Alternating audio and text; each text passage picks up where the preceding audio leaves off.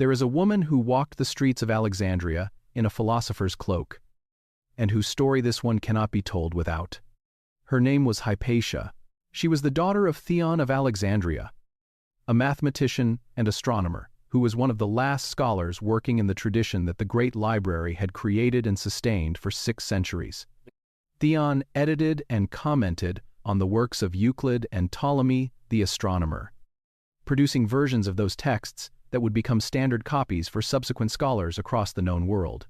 He raised his daughter in the discipline of rigorous inquiry that Alexandria had embodied since Ptolemy I built his extraordinary institution on the Mediterranean coast of Egypt. And she surpassed him. Hypatia became the most celebrated teacher in Alexandria of her time. Students came from across the Mediterranean world to study with her. She wrote commentaries on the great mathematical works of the ancient tradition.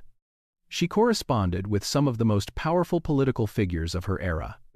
She walked through the streets of the city in the philosopher's cloak, a woman doing publicly what women of her time were not expected to do. And Alexandria received her as it received any great scholar, with the respect that the city had always extended to learning.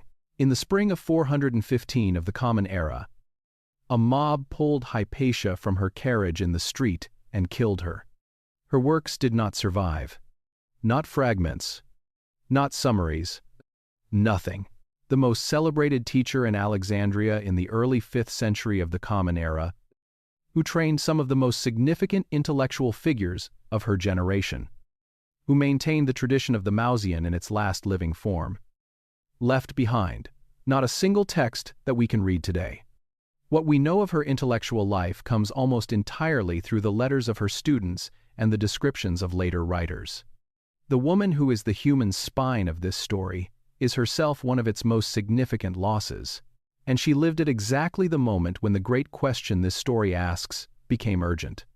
The Serapeum, the temple complex that had housed the daughter Library of Alexandria, had been destroyed 14 years before her death. A visitor who came to the ruins not long after described something that has never been fully explained. He described the library's bookshelves, and he described them as empty, not burned, not destroyed, empty. Where did the books go? Hypatia did not know. The historical record gives us no evidence that she did. She was a young woman when the Serapeum was destroyed.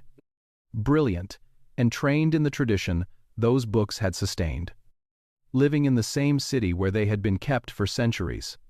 The question of what happened to them was as open to her as it is to us today. That is what makes her the right person to begin this story with.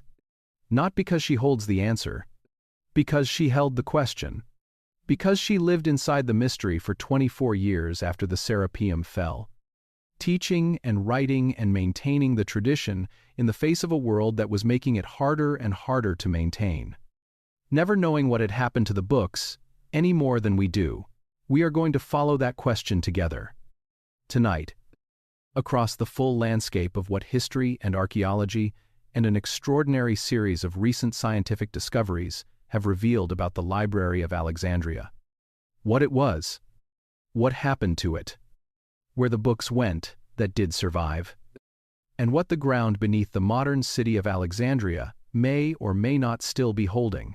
This is a long story, and it begins not with fire, but with the slow accumulation of evidence about a mystery that has been waiting for the right tools and the right questions for 1,700 years.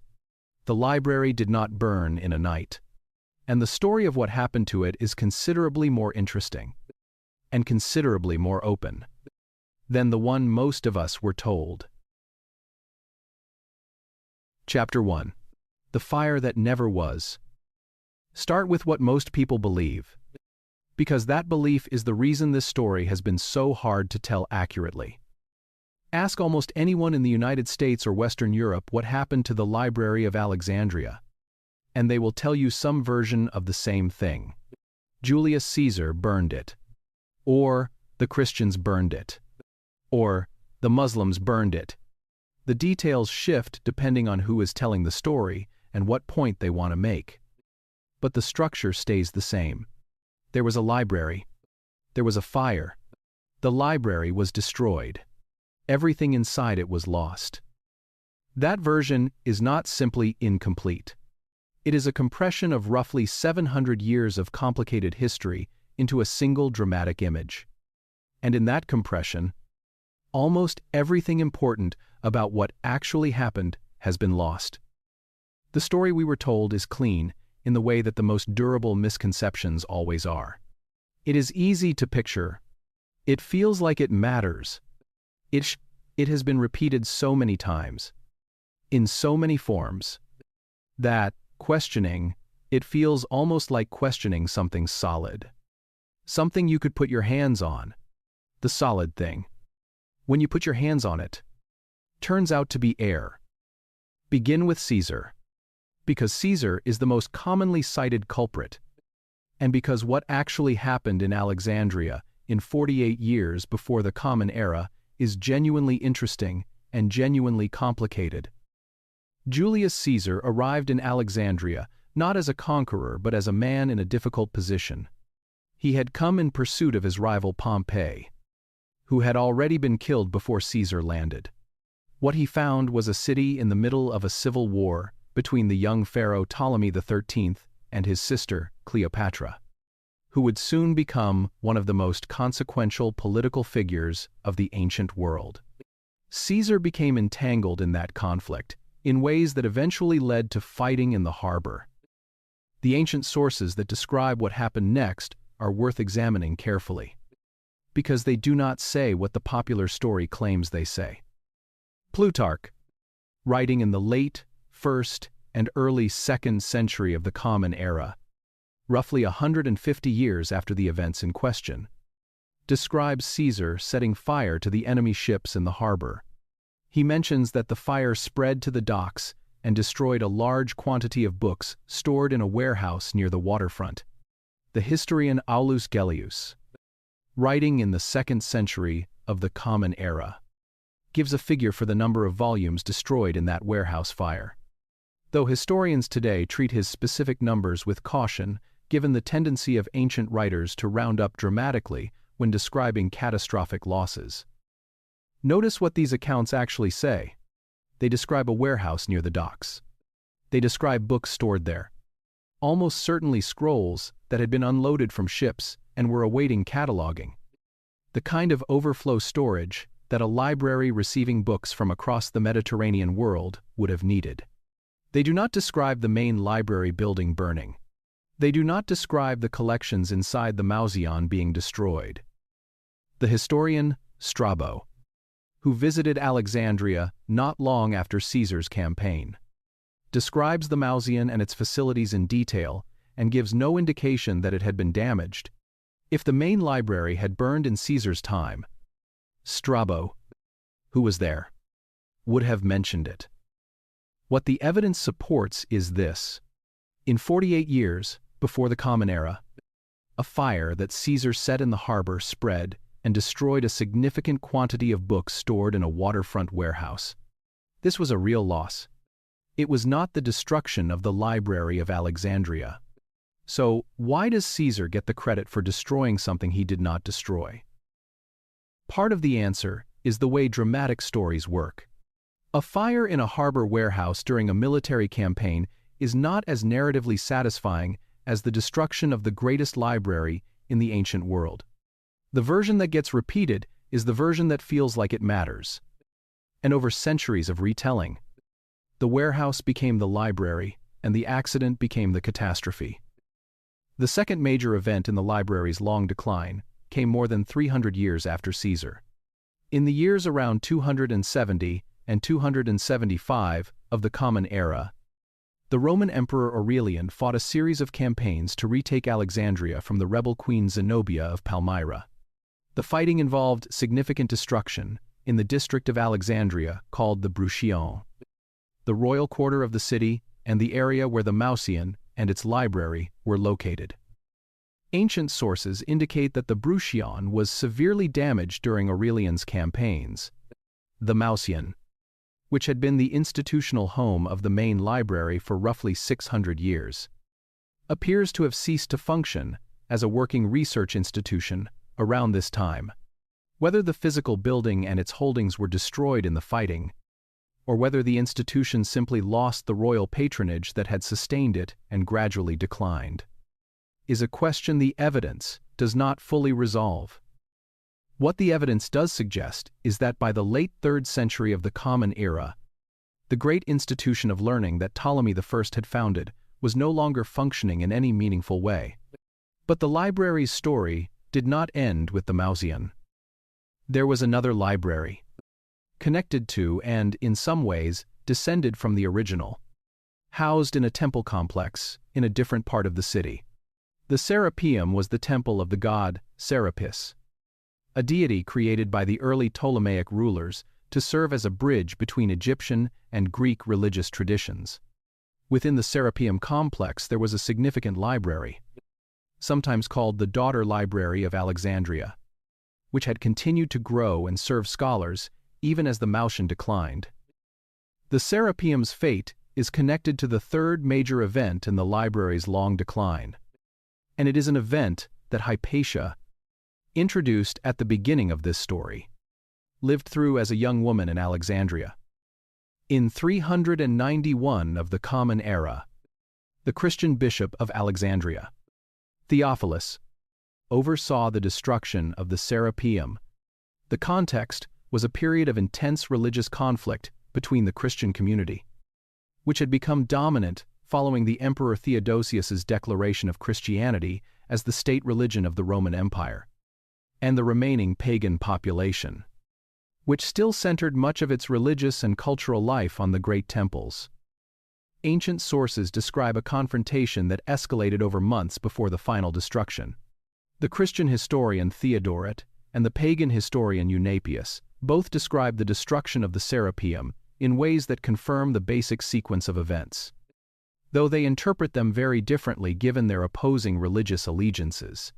What the sources agree on is that the Serapeum was destroyed and its statues demolished. What they do not agree on is the fate of the library within it. Some sources suggest the library's books were removed before the destruction, distributed or taken by scholars who saw what was coming. Others imply that whatever remained was lost when the building was destroyed. The historian Orosius, writing in the early 5th century, mentions seeing empty bookshelves in the Serapeum during his visit to Alexandria, and interprets them as evidence that the books had already been removed. Empty shelves, not burned shelves, not ash, empty. That detail is worth holding on to, because it is the detail this entire story turns on. Orosius saw shelves and they were empty. He offered his interpretation of why. But an interpretation is not an explanation. The empty shelves remain.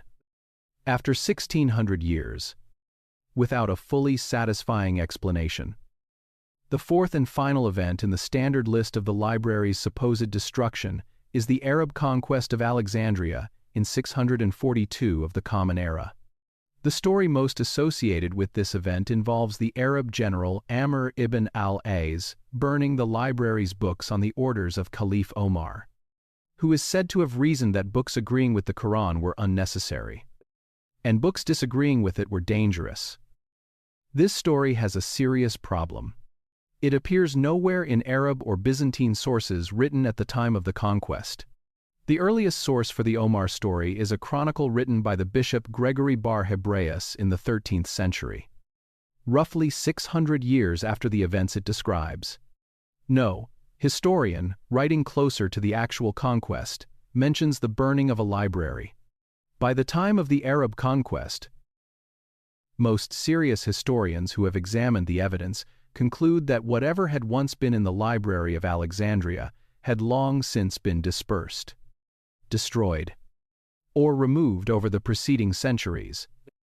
The Omar story appears, on careful examination, to be a piece of sectarian polemic inserted into the historical record centuries after the fact.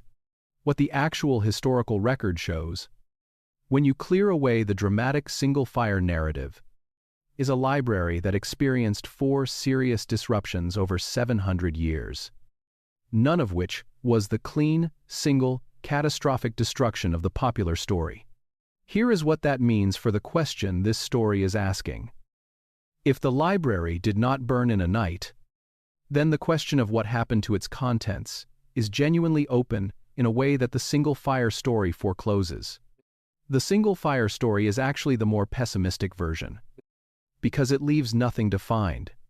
The real story, the slow decline over 700 years, the empty shelves rather than the ash, is the version that keeps the question open. Where did the books go? Hypatia was alive when Orosius saw those empty shelves. She had spent her life in the tradition that those shelves had sustained. The question of what happened to the books was as real and as unanswered to anyone who cared about learning in Alexandria in the early 5th century as it is to the researchers and archaeologists who are asking it today with ground-penetrating radar and machine learning models. She did not know the answer. Neither do we. But the evidence is accumulating, one careful measurement at a time. And the direction it points is toward a story considerably more interesting than one fire in one night. Let us follow that evidence from the beginning. Chapter 2. What the library actually was. Close your eyes for a moment and try to forget everything you think you know about what a library looks like. The image most of us carry: rows of shelves, catalogued books, a quiet reading room, a building with a clear purpose and a clear address. That image has almost nothing to do with what the Library of Alexandria actually was. The institution that the Ptolemaic kings of Egypt built in the 3rd century before the Common Era was something that had never existed before and has never quite existed since. And understanding what it actually was changes everything about how you think about what was lost when it declined, and what might have survived. Begin with the city itself, because the library cannot be separated from Alexandria. Alexandria was not an organic city that grew slowly from a village into a metropolis. It was designed. Alexander the Great chose the site on the Mediterranean coast of Egypt in 331 years before the Common Era. Selected his architect, Dinocrates of Rhodes, to lay out the plan, and then left for his campaigns in Persia before the first stone was placed. He never returned. He died in Babylon in 323 years before the Common Era. And Alexandria became the capital of the kingdom, his general Ptolemy carved out of the eastern Mediterranean world. Ptolemy the First, known as Soter, meaning the savior, understood something that not every ruler of his time understood. Political power in the Hellenistic world was not only military, it was also cultural. The city that could claim to be the intellectual center of the Greek-speaking world would have a kind of prestige and influence that no army could simply take by force. Ptolemy wanted Alexandria to be that city, and he was willing to spend what it took to make it so. The institution he created was called the Mausion, from the Greek word for a place sacred to the Muses, the goddesses of the arts and sciences. In practical terms, it became something closer to what we might today call a research university, combined with a think tank, combined with a fully funded residential community for the most talented scholars in the known world. The scholars who came to Alexandria under royal invitation did not simply use the library. They lived in the Mausion complex. They ate together in a shared dining hall. They walked in covered walkways designed for philosophical discussion. They had access to a zoo of exotic animals assembled from across the known world. Useful for the natural philosophers and physicians among them. They had access to an astronomical observatory. They were paid salaries by the king and were expected to pursue their research, teach their students, and contribute to the intellectual life of the institution. The library itself was one component of this larger complex. Ancient sources give varying figures for how many volumes it contained. And those figures are difficult to interpret because the ancient Greek word for a volume, a scroll, does not map neatly onto what we think of as a book. A single work that we would publish today as one book might occupy multiple scrolls. The numbers that ancient sources give, ranging from 200,000 to 700,000 volumes. almost certainly refer to scrolls rather than works in the modern sense. The actual number of distinct texts represented in the collection was smaller, though still extraordinary by any measure of the ancient world. What the library collected was equally extraordinary. Ptolemy III, known as Euergetes, meaning the benefactor, is credited by the physician and writer Galen with a policy of acquisition that was aggressive enough to border on theft. According to Galen, Euergetes issued a decree that all ships entering the port of Alexandria were required to surrender any books they were carrying for copying. The originals were kept in the library. The copies were returned to the owners. Galen also reports that Euergetes borrowed the official Athenian state copies of the plays of Aeschylus, Sophocles, and Euripides, paying a deposit of 15 talents of silver as security for their return. He then kept the originals, had them added to the royal collection, and returned copies to Athens, forfeiting the deposit. The Athenians got their money. Alexandria got the plays. Whether these specific stories are entirely accurate in their details is a question historians debate. What they collectively illustrate is a real institutional policy, documented across multiple sources, of systematic acquisition that made Alexandria the destination of books from every part of the Greek-speaking world and beyond. The catalogue of the library was itself a work of extraordinary ambition. Callimachus of Cyrene, one of the greatest poets and scholars of the 3rd century before the Common Era, produced what the ancient sources describe as the Pinaces, meaning the tables. This was not simply a list of what the library held. It was a systematic attempt to organize and describe the entire corpus of Greek literature, arranged by genre and by author, with notes on each author's life, a critical assessment of which works were genuinely by that author and which were falsely attributed, and a description of the beginning words of each work to allow identification. The Pinaces ran to 120 books of its own. The scholars who worked at Alexandria were not passive custodians of existing knowledge. They were actively producing new knowledge, using the collection as their raw material.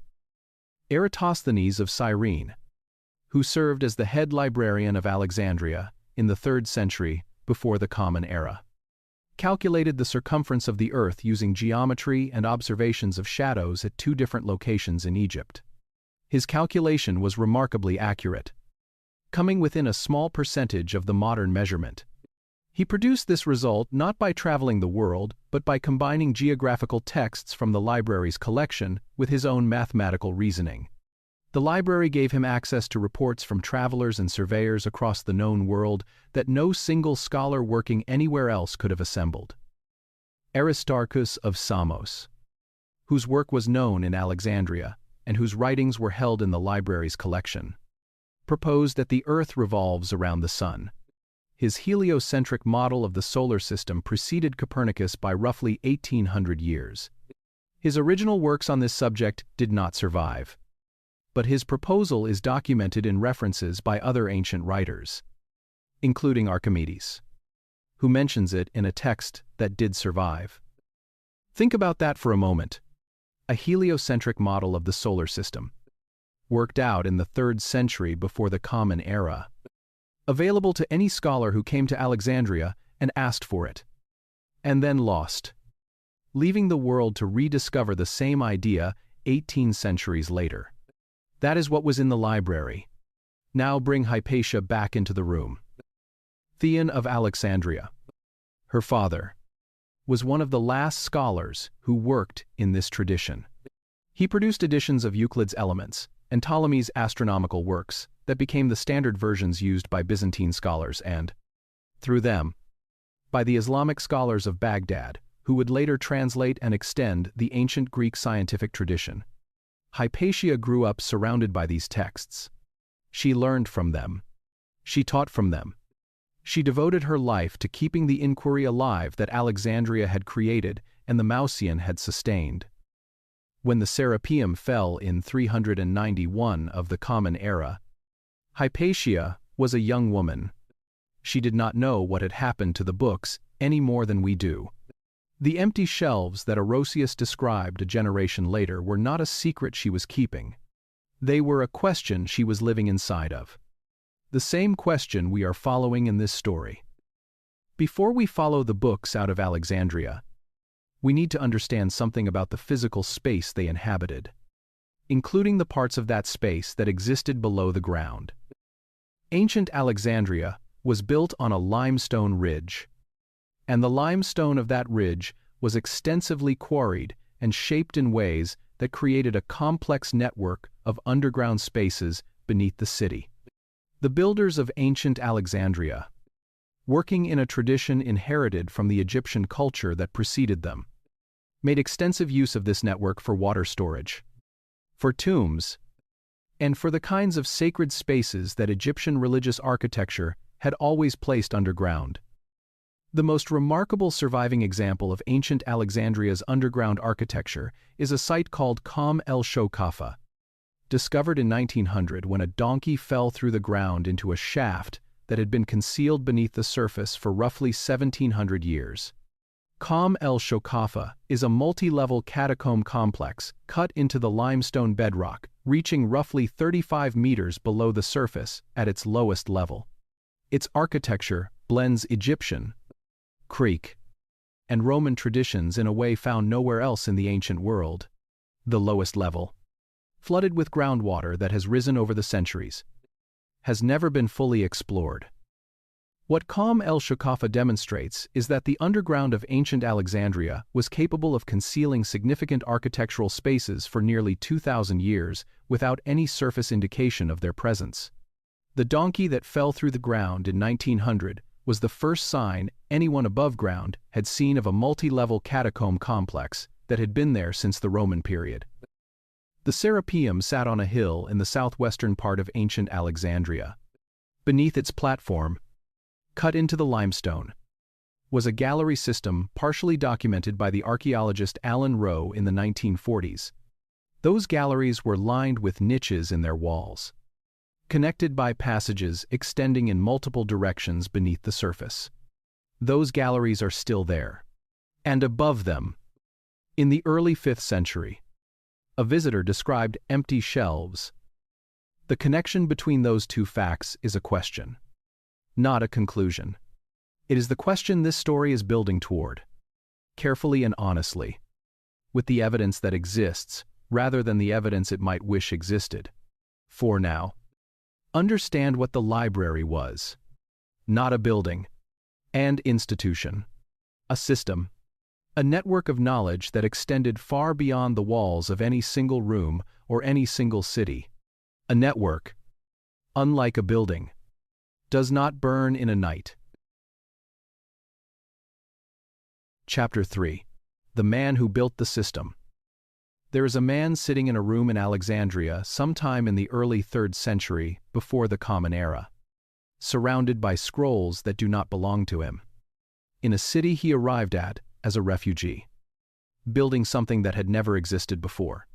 His name was Demetrius of Phalerum, and without him there would have been no Library of Alexandria in the form that made it extraordinary.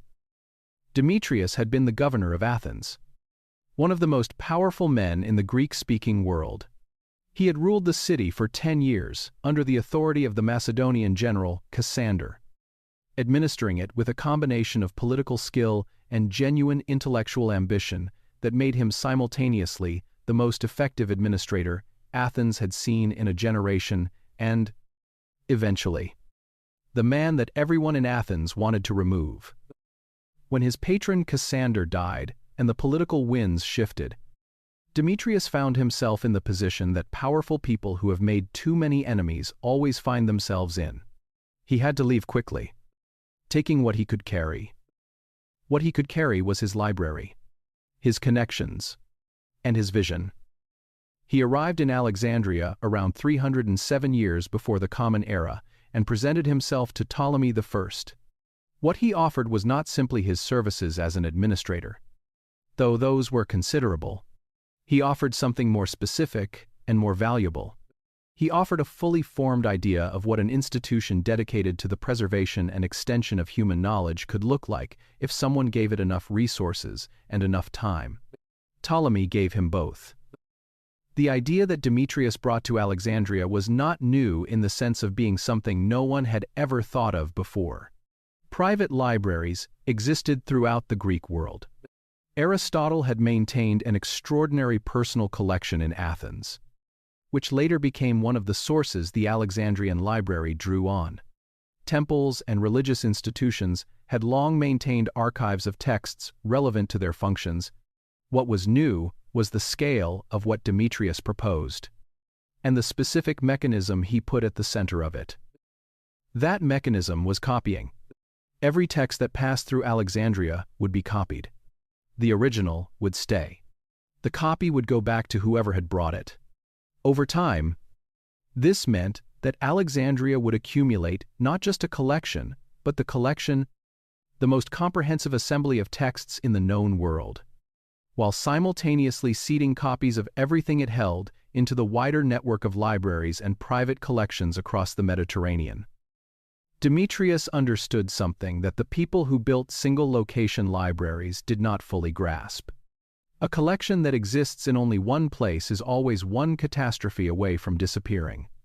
A collection that exists in many places, distributed through copies across a network of institutions and individuals, is resilient in a way that no single location can be. You could destroy Alexandria and the knowledge would survive, diminished but not extinguished. In the copies that had already traveled to Rome and Athens and Pergamon and Antioch and 100 private collections across the ancient world, this was not an accidental feature of the Alexandrian library. It was the design. Now, think about what that design means for the question this story keeps returning to. The empty shelves of the Serapeum were not the result of a collection that had never been designed to survive beyond its physical location. They were the result of a collection that had been specifically designed by a man who had thought very carefully about what it meant to preserve knowledge across time, to be distributed as widely as possible. Some of those distributed copies survived. Some are still being found, in places no one expected, preserved by circumstances that Demetrius could not have foreseen, but that his copying policy helped to make possible. But the copying network had a vulnerability that becomes visible only when you look at it over the very long term. Papyrus, the material on which most ancient texts were written, is a plant product. Under dry conditions, in the climate of Egypt, it can survive for thousands of years. Under damp conditions, in the climate of Rome or Athens or Antioch, it deteriorates within a few centuries. Survival required active copying. A text written on papyrus in the 3rd century before the Common Era could not simply sit on a shelf and still be readable 3 centuries later. It had to be recopied at regular intervals. As long as someone cared enough to copy it, the text survived the deterioration of any individual physical scroll. When the copying stopped, the text began its journey toward disappearance. Demetrius had built a system that worked as long as people kept choosing to copy. What he could not build was a guarantee that they would keep choosing. He died in exile in Egypt, around 280 years before the Common Era, having been removed from his position by Ptolemy II, who had political reasons for distancing himself from his father's advisor. He never saw the institution he had designed reach the height it would achieve under the scholars who came after him. He never saw Callimachus produce the great catalogue. He never saw Eratosthenes calculate the circumference of the earth in the library's observatory. He built the system. Someone else got to watch it work. That is a common enough story in the history of institutions. The person with the vision rarely gets to see the full flowering of what they imagined. But the vision Demetrius brought to Alexandria shaped what the library became so completely that understanding what he was trying to do is essential to understanding what happened when the institution he built began to fail. He was trying to make knowledge catastrophe-proof. He was trying to build something so widely distributed that no single disaster could destroy it entirely. for 6 centuries. It worked. The question of what happened in the last years of the Serapeum, and whether the people responsible for its library understood what Demetrius had understood about the relationship between distribution and survival, and whether they found a way to act on that understanding in the face of the specific threat they faced, is the question the empty shelves leave open. It is a question the ground beneath Alexandria has not yet been asked to answer. Chapter 4. What was found somewhere else? In the winter of 1897, 2 young Oxford scholars arrived in Egypt carrying shovels, notebooks, and a level of optimism that the experienced archaeologists of their time might have considered unrealistic. Bernard Grenfell and Arthur Hunt had been sent by the Egypt Exploration Fund to excavate a site in the Fayum region of Middle Egypt, a dry plateau of low mounds about 160 miles south of Alexandria. The site was called Oxyrhynchus, an ancient Greek name meaning the sharp-nosed fish, by the standards of Egyptian archaeology in 1897, which was focused primarily on the grand monuments of the Pharaonic period. Oxyrhynchus was not considered a promising site. There were no temples, no tombs, no colossal statues. There was nothing visible above the ground that suggested anything worth finding.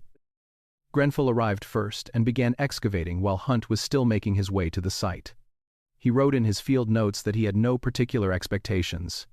He was digging in an area that other archaeologists had largely ignored, in a region that the academic establishment of his time considered secondary to the great sites of Upper Egypt. What he found when he began digging changed that assessment permanently. The ancient city of Oxyrhynchus had used a particular area on the edge of the settlement as a dump. For centuries, the inhabitants of the city had carried their waste to this area and left it there. And the extraordinary dryness of the Egyptian desert climate had preserved that waste in a condition that would have been impossible in almost any other environment on Earth.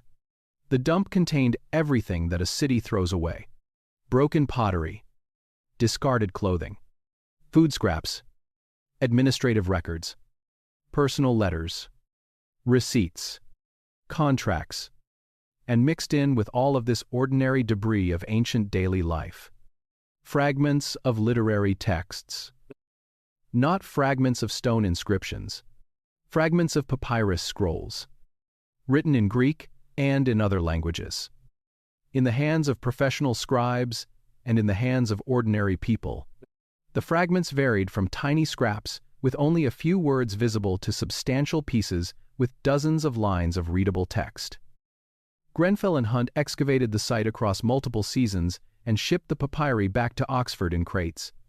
The total quantity of material they recovered is estimated at roughly 500,000 fragments, 500,000 pieces of the written record of an ancient Egyptian city, preserved by nothing more dramatic than dry air and the habit of throwing things away in the same place.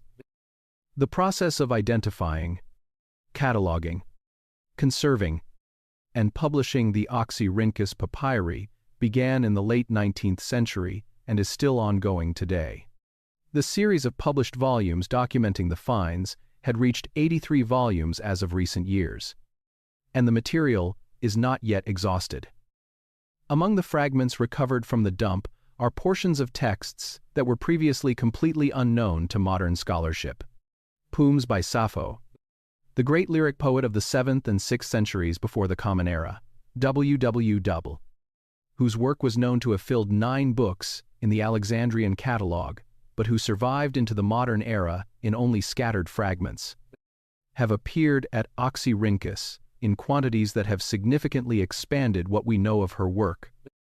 In 2014, a fragment identified in a collection held by the University of Cologne was joined with a fragment from Oxyrhynchus to reconstruct a substantial portion of a poem by Sappho that had been unknown for roughly 2,000 years. The fragment describes Sappho's brothers and contains personal and emotional detail that no previously known text had provided. That poem existed in a trash heap in Middle Egypt for 2,000 years. It was preserved by dry air. It was found because two scholars in 1897 were willing to dig where no one else had looked. It was identified and joined with a matching fragment more than a century after the excavation. And it is now part of the world's knowledge again. Portions of the Gospels appear at Oxyrhynchus in forms that predate the earliest previously known manuscripts of those texts. Fragments of Plato appear. Fragments of Euclid. Fragments of comic plays by Menander, whose work was almost entirely unknown in modern times before the Oxyrhynchus finds began to restore portions of it. Each of these discoveries illustrates the same fundamental point. Texts that were considered lost survived in a place that had nothing to do with the official institutional history of the Library of Alexandria. They survived because an ancient Egyptian city had a dump. And because the Egyptian desert does not allow organic material to rot. Now, travel from the desert plateau of Middle Egypt to a different landscape. The cliffs above the Nile Valley at a place called Nag Hammadi, roughly 350 miles south of Cairo. In December of 1945, a group of Egyptian farmers were digging for fertilizer in the soft soil at the base of the cliffs near the village of Nag Hammadi, when one of them struck a large, sealed, ceramic jar buried in the ground. The jar had been sealed with a bowl placed upside down over its mouth. The farmer hesitated before breaking it open. The local tradition holding that jars found in the ground might contain a spirit that could be dangerous if released carelessly. Eventually, practical curiosity overcame caution, and he broke the jar open. Inside were 13 leather-bound books, made of papyrus pages, bound between leather covers. They were written in Coptic, the late form of the ancient Egyptian language. They dated to the 4th century of the Common Era, though the texts they contained were in many cases copies of much earlier works. The Nag Hammadi library contained 52 texts representing a range of early Christian and Gnostic writings, many of them entirely unknown to modern scholarship before their discovery. But for the purposes of this story, the most important thing about Nag Hammadi is not what the texts say. It is how they survived. Someone in the 4th century of the Common Era gathered these texts, bound them in leather covers, sealed them in a ceramic jar, and buried them in the ground at the base of a cliff in the Upper Egyptian desert. The most widely accepted scholarly hypothesis is that the texts were hidden in response to a campaign against literature considered heretical. Following the Easter letter of 367 of the Common Era, in which Bishop Athanasius of Alexandria issued a list of approved Christian texts and instructed that books not on the list be destroyed. Someone who valued those texts and did not want to destroy them chose the only alternative available, placing them in the ground, where the order could not reach. They were buried to be preserved. The ceramic jar and the Egyptian desert did what the people who buried the texts had hoped, and kept them safe for 1,600 years. The Dead Sea Scrolls, discovered between 1947 and 1956 in a series of caves near the northwestern shore of the Dead Sea, follow the same pattern. Roughly 900 documents, including the oldest known manuscripts of the Hebrew Bible and a collection of texts associated with the Jewish community at Qumran, were found wrapped in linen, placed in ceramic jars, and stored in caves in the Judean desert.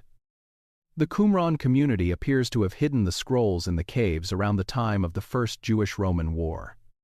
In the years around 68 of the Common Era, when the Roman advance into Judea made the survival of their community uncertain, they hid what they had. The desert kept it. What Oxyrhynchus and Nag Hammadi and the Dead Sea Scrolls collectively demonstrate is something important about the category of lost. Before 1945, the Nag Hammadi texts were lost. After 1945, they were not. The texts did not change. The world's access to them changed because someone decided to dig in the right place at the right time. Before 1947, the Dead Sea Scrolls were lost. After 1947, they were not. The same principle applies. The pattern these discoveries establish is real and documented. Communities facing the destruction of their texts chose underground burial as a method of preservation. The Egyptian and Judean climates kept what was buried in them readable for centuries. The physical act of intentional burial in a protected environment was practiced in this exact region during this exact period. What the pattern does not establish, and what this story will not claim it establishes, is that the same thing happened in Alexandria. That is a separate question. The pattern makes the question worth asking carefully. It does not answer it. The question of whether anyone in Alexandria made the same choice that was made at Nag Hammadi and Qumran is one that the current evidence holds genuinely open. The answer could be yes. The answer could be no. The ground beneath Alexandria has not yet been fully asked. That asking is what the next chapter begins to address. Chapter 5. The Library that Vesuvius Buried. There is a town on the western coast of Italy, about 16 kilometers south of Naples, that most people today know only as a place that was destroyed. Herculaneum was a small Roman city of perhaps 4,000 people, wealthier on average than its more famous neighbor, Pompeii. Built on a promontory above the Bay of Naples, with views across the water that the Romans who lived there would have considered among the finest in the world. In August of 79 of the Common Era, Mount Vesuvius erupted in one of the most violent volcanic events in the recorded history of the Mediterranean world. And Herculaneum was buried under a pyroclastic surge of superheated gas and volcanic material that reached temperatures of several hundred degrees Celsius and covered the city under roughly 20 meters of volcanic deposit. Pompeii was buried by ash and pumice. Herculaneum was buried by something denser and hotter. A flow that carbonized organic material rather than simply covering it, and that paradoxically created preservation conditions in some respects more extraordinary than those at Pompeii. The extreme heat drove out moisture and sealed the carbonized remains in an environment of almost complete chemical stability. Wood, rope, food, fabric, and papyrus survived at Herculaneum in forms that had no parallel anywhere else in the Roman world. In 1752, workers tunneling through the volcanic deposit beneath the modern town of Ercolano, which sits directly above ancient Herculaneum, broke into the remains of a large Roman villa. The villa was extraordinary in its scale and its contents. Its rooms were decorated with some of the finest frescoes and bronze sculptures that had survived from the ancient world. Its grounds covered an area estimated at roughly 250 meters in length. And in one room of the villa, they found something that none of them initially recognized for what it was. Stacked in wooden shelves and on the floor, in a room that appeared to have been a study or library, were roughly 1,800 objects that looked, to the excavators of 1752, like lumps of charcoal. They were roughly cylindrical, varying in size, blackened and brittle. Most of the excavators assumed they were pieces of burnt wood. Some were discarded. Some were collected without particular care. Eventually, someone noticed that some of the lumps had what appeared to be writing on them, traces of darker material on a dark surface that under certain lighting conditions resolved into letters. The objects were scrolls. The entire library of an ancient Roman villa, carbonized by the heat of the pyroclastic surge, had been sitting under the ground for nearly 1,700 years, and it was still, in some form, there. The villa became known as the Villa of the Papyri, and the scrolls it contained became known as the Herculaneum Papyri. The process of trying to read them began almost immediately after their discovery and has continued, in increasingly sophisticated forms, for nearly 3 centuries. The early attempts to unroll the scrolls were, by modern standards, catastrophic. The carbonized papyrus was so brittle that any attempt to physically unroll it caused the surface layer, which carried the writing, to shatter and fall away. An Italian monk named Antonio Piaggio developed a machine in the 1760s that used silk threads attached to the surface of a scroll to apply extremely gentle and controlled tension, slowly teasing the layers apart over a period of months. The Piaggio machine allowed some scrolls to be read, but the damage was so significant that many of the scrolls attempted were partially or completely destroyed in the process of trying to open them. The scrolls that were successfully read in the 18th and 19th centuries turned out to contain primarily works in Greek from the Epicurean philosophical tradition, particularly the works of the philosopher Philodemus of Gadara, who lived in the 1st century before the Common Era and whose work had been almost entirely unknown to modern scholarship before the Herculaneum finds. The library appeared to belong to a patron with strong Epicurean interests, possibly Lucius Calpurnius, Piso Caesoninus, who was Julius Caesar's father-in-law and a known patron of Epicurean philosophy. The room found in 1752 appeared to be the Greek library of the villa. Ancient Roman villas of the scale and wealth suggested by the Villa of the Papyri typically maintained two libraries, a Greek library and a Latin library, in separate rooms. If the villa followed this convention, there should also have been a Latin library somewhere in the building. That Latin library has never been found. Modern ground-penetrating radar surveys conducted in the 1990s and the early 2000s revealed that significant portions of the villa remain unexcavated, buried under the modern town of Ercolano in areas where excavation would require demolishing inhabited buildings. The Latin library, if it exists, may be in one of those unexcavated areas, still carbonized, still sealed in the volcanic deposit, still carrying whatever texts it held in August of 79 of the Common Era. The possibility that a room full of carbonized Latin literary texts is sitting under a street in a small Italian town has been part of the conversation about the Herculaneum papyri since the 19th century. It has not been resolved. But the story of the Herculaneum papyri entered a new phase in the 21st century that changed what was thought to be possible. And that changed it in a way directly relevant to every question this story is asking about buried texts and what might still be recoverable from them. For most of the history of the Herculaneum papyri, the fundamental problem was physical. The carbonized scrolls could not be unrolled without destroying them.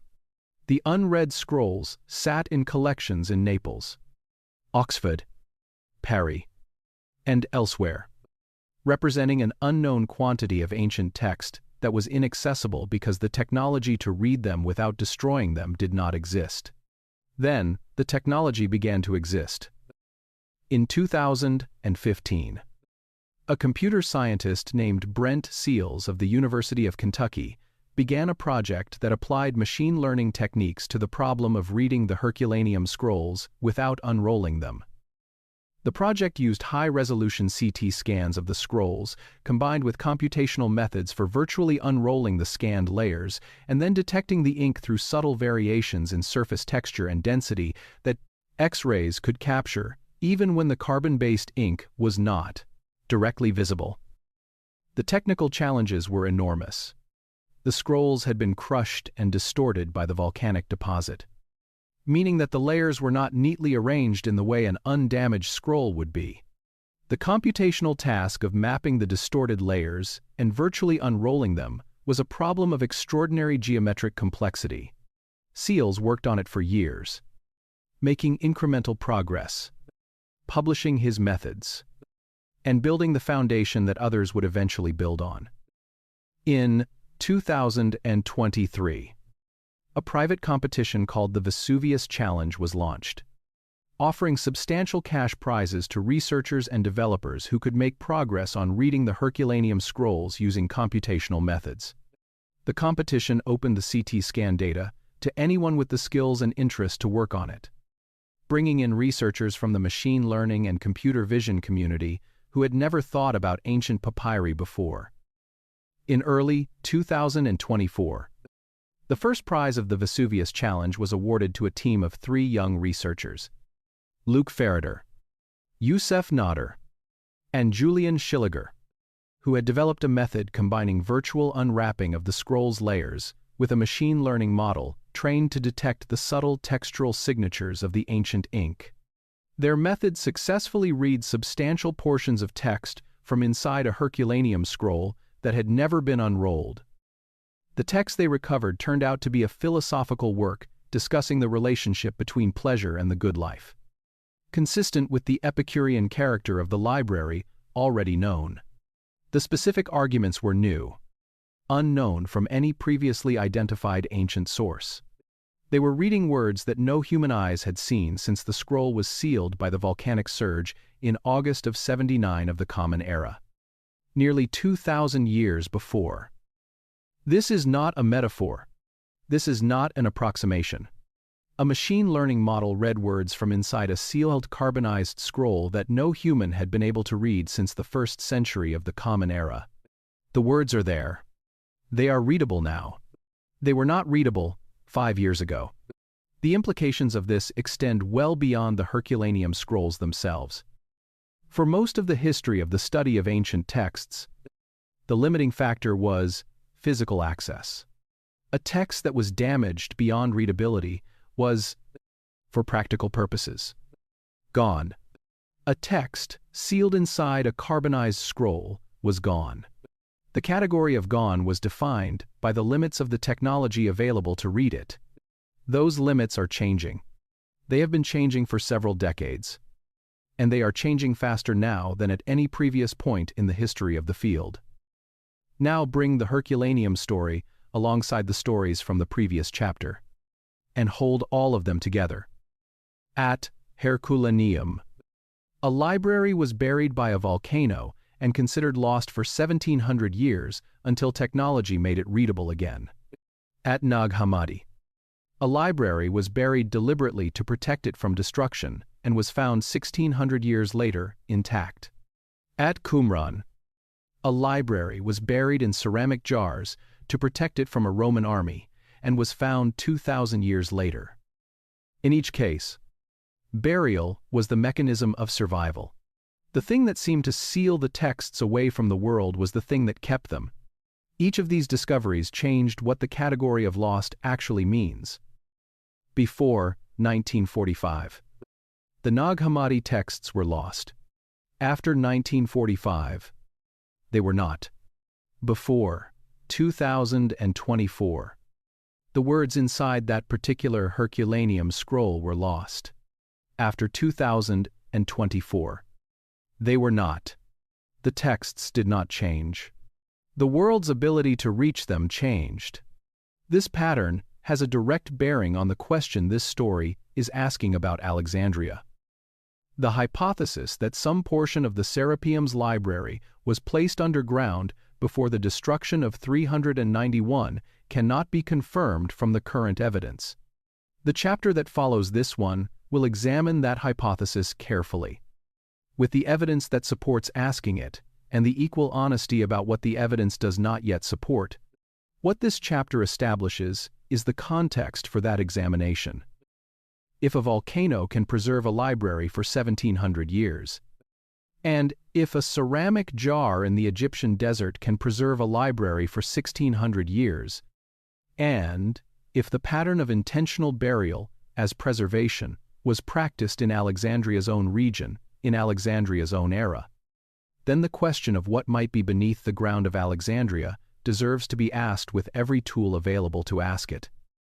Not because the answer is known, because the answer is genuinely unknown, and because the history of what has been found in places where people thought there was nothing left to find suggests that unknown is not the same as empty. The limestone beneath Alexandria is patient. It has been waiting for the right question for a very long time.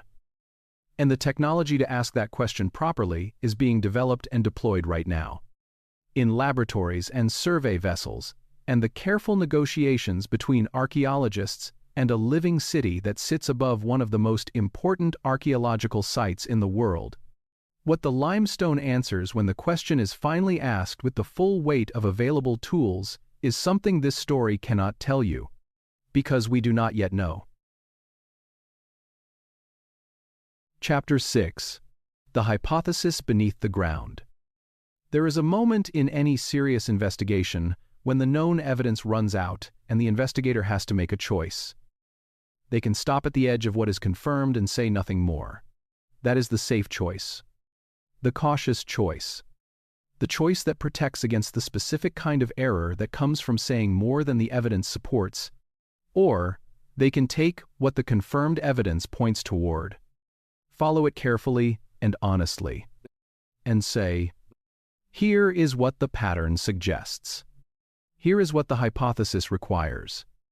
Here is what we do not yet know, but have reason to ask. This chapter makes the second choice. Everything in it will be labeled clearly.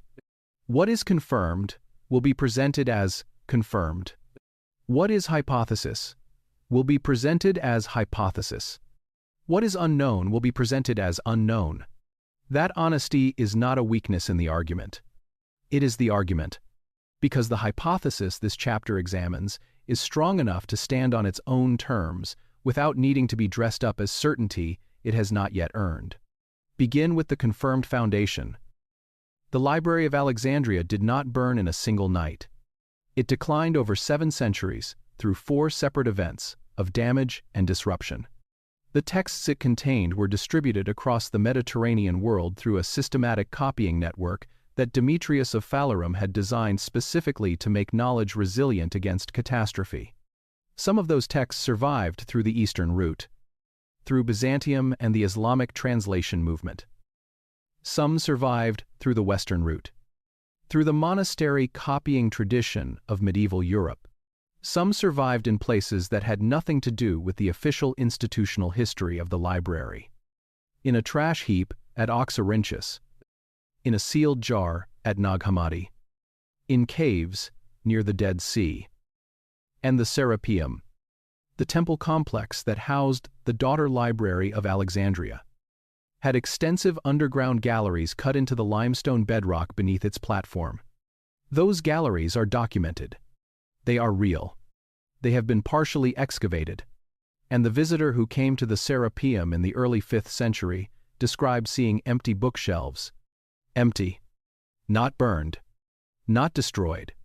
Empty. That is where the confirmed evidence ends and the hypothesis begins. Here is the hypothesis, stated as plainly as it deserves to be stated. Before or during the destruction of the Serapeum in 391 of the Common Era, someone may have removed the books from the shelves of the daughter library and placed them somewhere protected. The underground galleries beneath the Serapeum were a known and accessible storage space. The Egyptian tradition of underground preservation was ancient and well understood by anyone who had lived in Alexandria for any length of time. The people responsible for the library's holdings would have had both the knowledge and the motivation to consider that tradition. Whether they acted on it is unknown. Whether materials placed underground could have survived the 17 centuries since is unknown. Whether anything placed underground in 391 is still there is unknown. These are not questions the current evidence can answer. They are questions the current evidence makes worth asking with the best tools available. That distinction between a question worth asking and a claim worth making is the line. This chapter will stay on the right side of begin with the physical reality of ancient Alexandria's underground, because the hypothesis requires that the physical infrastructure for it existed. Alexandria was built on a limestone ridge. Limestone is a rock that is both workable and inherently structured in ways that make underground construction natural. The builders of ancient Alexandria made extensive use of this. The city's water supply depended on an elaborate network of underground cisterns cut into the limestone beneath the city.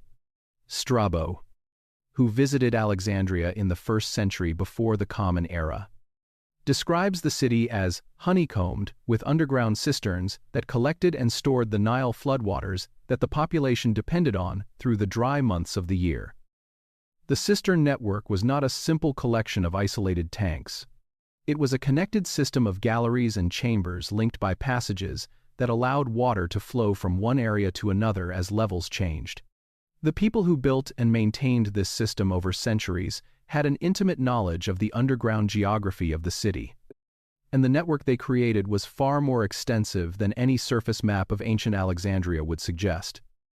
Qalm el-Shokafa demonstrated this concretely in 1900 when a donkey fell through the ground into a shaft concealed beneath the surface for roughly 1,700 years. What appeared below was a multi-level catacomb complex reaching roughly 35 meters below the surface, with architecture blending Egyptian, Greek, and Roman traditions in a way found nowhere else in the ancient world. The lowest level has never been fully explored, and Qalm el-Shokafa was completely unknown to everyone above it until the donkey fell through. This demonstrates something specific and important. The underground of ancient Alexandria was capable of preserving significant architectural spaces for nearly 2,000 years without any surface indication of their presence. Whatever else is beneath Alexandria that has not yet produced a collapsed road or a surprised construction worker is genuinely unknown. The Serapeum itself sat on a hill in the southwestern part of ancient Alexandria called the Rhakotis Quarter, the oldest part of the city. The temple platform was elevated above the surrounding streets, reached by a broad staircase that ancient sources describe as 100 steps. Beneath the platform, cut into the limestone of the hill, was the gallery system that the archaeologist Alan Rowe partially documented during excavations in the 1940s. Rowe's excavations revealed galleries running beneath the temple platform in a pattern consistent with the storage and ritual use that characterized underground spaces in Egyptian sacred architecture. The galleries were lined with niches in their walls. The walls were cut smoothly. The floors were level. The passages connecting the galleries were of a consistent width, suggesting deliberate architectural planning. Rowe published his findings in 1946 and described the galleries in detail, noting the niches without offering a definitive conclusion about their function. He suggested multiple possible uses, including the storage of sacred objects and the storage of the library's holdings. He did not claim to have resolved the question. That question has not been resolved in the 80 years since Rowe's report. Now bring in the testimony of Orosius once more, because his description of the empty shelves is the piece of evidence that gives the hypothesis its most direct foundation. Orosius, a Christian priest and historian from Hispania who visited Alexandria around 415 of the Common Era, wrote a description of the Serapeum after its destruction by Theophilus in 391. He mentions seeing armaria, the Latin word for bookcases or bookshelves, that were empty. He interprets this as evidence that the books had already been removed and taken by private individuals in the period between the library's active use and the destruction. Orosius offers an interpretation. His interpretation is plausible. Private individuals taking books from a declining institution is a reasonable explanation for empty shelves. But it is not the only explanation, and the evidence does not allow us to confirm it over alternatives. Empty shelves in a building destroyed by a religiously motivated mob are also consistent with a deliberate removal of the collection before the destruction. And the destruction of the Serapeum was not a sudden surprise.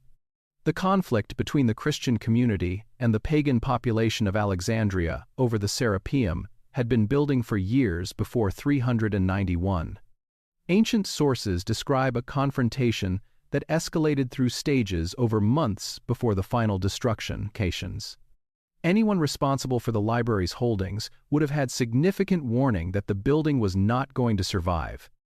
Here is where the previous chapter becomes directly relevant. At Nag Hammadi, faced with a bishop's order targeting their texts, someone buried the books in a ceramic jar in the Egyptian desert. At Qumran, faced with a Roman army, someone buried the books in ceramic jars in desert caves. In both cases, the burial was deliberate and protective. In both cases, the people who buried the texts had warning. In both cases, the choice was made by people who valued what they were protecting enough to take significant effort to preserve it. The conditions in Alexandria in 391 were similar in important respects. An institution, under threat. People who understood what was at stake. An underground preservation environment directly beneath the threatened building. Months of warning. Similar conditions. Similar motivations. Similar means. This is precisely where the evidence stops and the hypothesis begins. The step from similar conditions to the same outcome is not a step the evidence can take for us. The pattern makes the hypothesis reasonable. It does not confirm it. The answer could be yes. The answer could be no. The answer could be more complicated than either. With some books taken by private individuals, as Orosius suggested, some lost in the destruction, and some portion placed deliberately in the galleries below. We do not know. And the reason we do not know is not that the question has been asked and answered. It is that the question has not yet been asked with the full tools available to ask it. Alexandria is a city of more than 5 million people living above the ruins of one of the most important cities in ancient history. The vast majority of its ancient underground network has never been systematically excavated. Modern Alexandria sits on top of ancient Alexandria, and the ancient city is largely inaccessible beneath apartment buildings, roads, and the accumulated infrastructure of a living metropolis. The Centre d'études Alexandrines, a French archaeological institution based in Alexandria, conducting systematic work in the city since 1990, has used ground-penetrating radar to survey areas near the ancient Serapeum site. Those surveys have identified anomalies in the subsurface geology that are consistent with the presence of underground chambers not previously documented. Consistent with. The evidence points in a direction without confirming the destination. The confirmation of what those anomalies represent requires physical investigation, which requires access, which requires the cooperation of the Egyptian authorities and the owners of the modern buildings above the sites in question. That cooperation is a negotiation. It is ongoing. The Polish-Egyptian archaeological mission working on the Qam el-Shokafa site since the 1980s has documented additional underground spaces in the vicinity of the ancient Serapeum that connect to a broader network of cisterns, passage, and chambers extending beneath the modern Carmuz district. The full extent of that network has not been mapped. What these investigations have established is that the physical infrastructure for the hypothesis exists, that the underground of ancient Alexandria is more extensive than has been documented, and that the tools to investigate it non-invasively are now available. What they have not established is whether anything was placed in that underground network in 391, or whether anything placed there could have survived the 17 centuries of groundwater fluctuation and urban development since. The preservation conditions beneath Alexandria are not identical to those of the Egyptian desert. The city's proximity to the Mediterranean means its subsurface environment is damper than the desert interior, and papyrus stored in damp conditions deteriorates over centuries regardless of how well it is sealed. This is a genuine complication for the hypothesis, and it needs to be acknowledged honestly.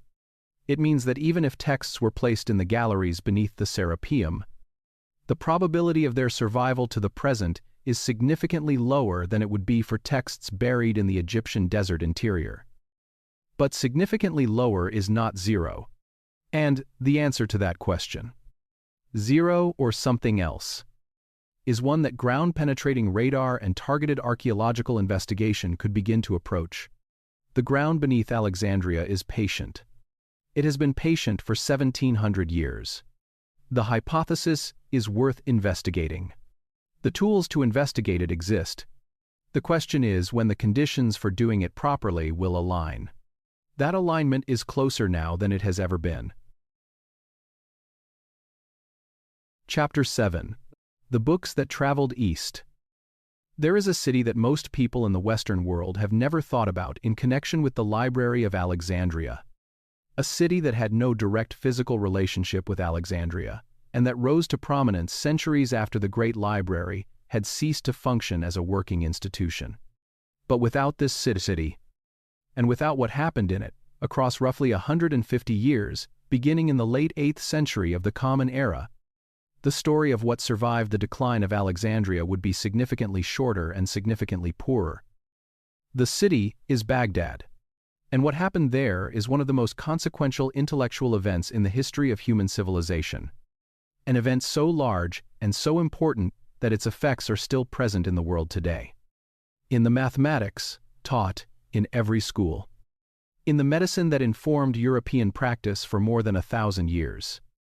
In the scientific method that underlies every laboratory working on ancient texts right now. To understand how Baghdad connects to Alexandria, you need to follow the path the books took.